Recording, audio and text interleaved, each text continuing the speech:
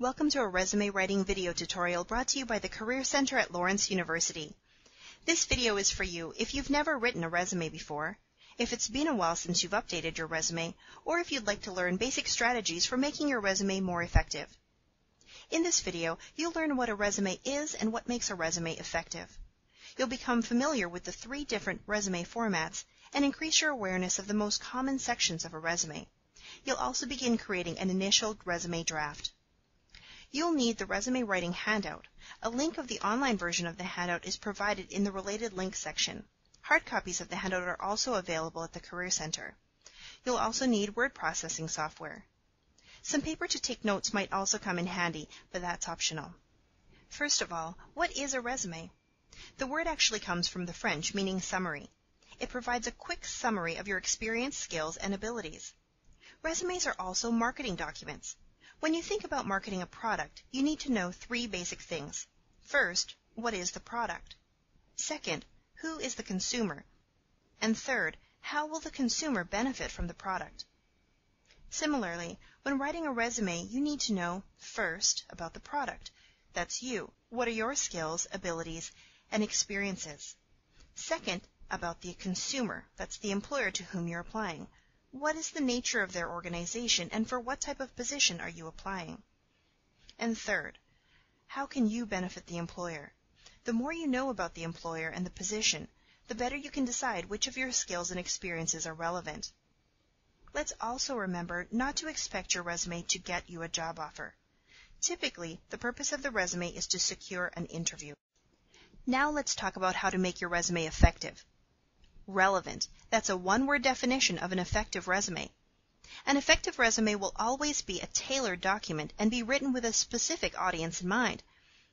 If you're thinking that sounds as though you'll need to write a different resume for every position to which you apply, you're right. But don't worry, you can create a grab bag resume that contains all of your experience. Then, as you apply for different positions, you can tailor down this grab bag document to fit the needs of the specific employer. An effective resume will also look great.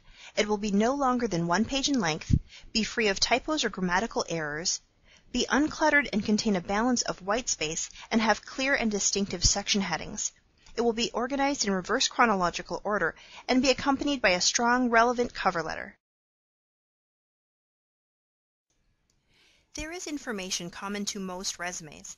This information, which is typically organized into sections, includes your name and contact information, an objective statement, your education, and your experience.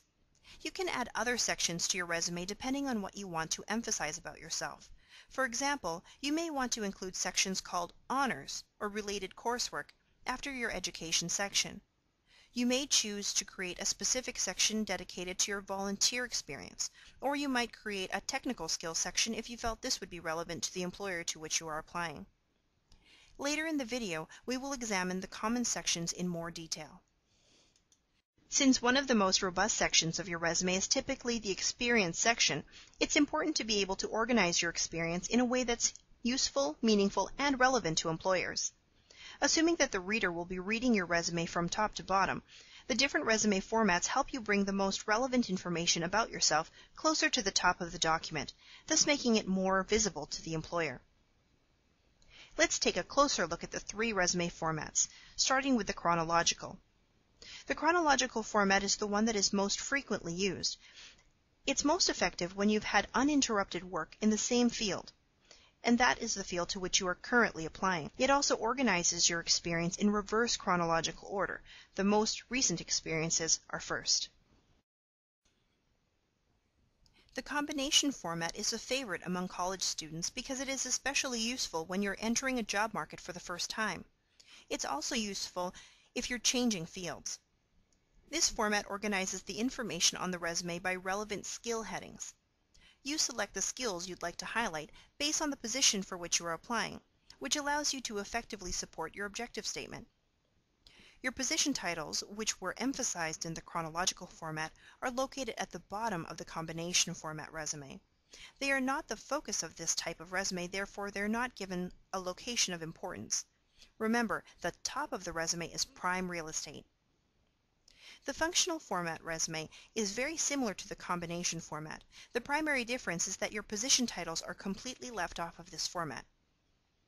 This format is best used when re-entering the workplace after a long absence. We won't spend a lot of time on this particular format since Lawrence students typically are better served using either the chronological or combination format resumes. Now that we have the basic structure of an effective resume, let's begin creating your resume. If you can, I'd suggest opening MS Word or other word processing software in another window so you can follow along. Please note that the screenshots used in this tutorial will be from MS Word 2003. Please feel free to pause the tutorial at any time as you create your document.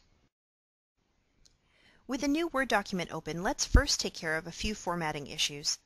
In a moment, we'll be creating a header that contains your contact information. If for whatever reason your resume does exceed one page, you do not want your header to appear on the second page. From the File menu, click on Page Setup. A Page Setup dialog box should appear. Click on the Layout tab. Under Headers and Footers, place a check mark next to Different First Page, and then click OK. Now let's begin creating your contact information section, which again will appear in the header of the document. Click on View, Header and Footer to see the header section.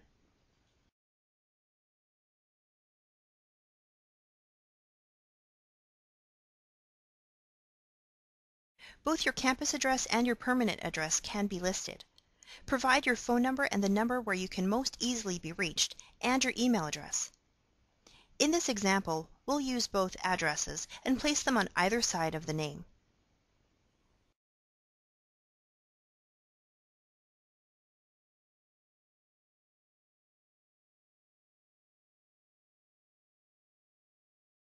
A quick note about your email address and voicemail messages. Please use a professional email address, preferably your name at yahoo.com, for example. Avoid using quirky email addresses such as hotmama@yahoo.com. Also, if you will be graduating this year, remember that your Lawrence email account will be deactivated on July 1st following graduation. At the start of your senior year, you may already want to begin using a non-Lawrence email address when communicating with employers. With regard to voicemail, whether using your cell phone or landline, ensure the message you provide is a professional one. Remember that your name is an important piece of information for the employer, so use font sizing and formatting, such as bold, to make your name stand out on the document. The objective statement tells the employer what position you are applying for and what skills you have to offer. Name the type of position for which you are applying, name the type of employer to which you are applying, and then name the skills, usually 2 or 3, that you have to offer the employer. For now, if you don't have a job target or a specific position to which you are applying, leave some blanks in your objective statement to remind you to tailor the statement once you have a job target.